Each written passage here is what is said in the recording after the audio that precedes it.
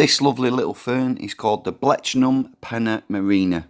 Other common names are the alpine water fern and the Antarctic hard fern. It comes from the southern hemisphere.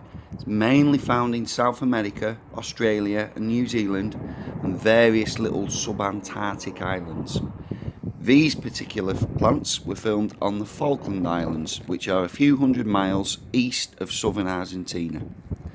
It's a very hardy plant. It prefers slightly acidic soil and it will grow in either damp shade or full sun, but it likes to be kept moist. It's nearly fully evergreen. It's low growing and if it's happy it will spread to form mats. The fertile fronds stick up and the sterile fronds spread out along the floor. It's got pinnate leaves on glossy leathery fronds, and young fronds are often tinged with red and pink.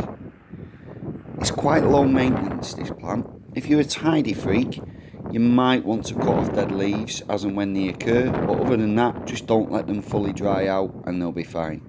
I found nothing in my research in the way of pests and diseases that these lovely little ferns are prone to. So you'll notice that on the pictures and video footage in this video, this fern is nestled in amongst other plants. Plants like the diddle-dee-berry and scurvy grass. There'll be other videos about those plants to follow.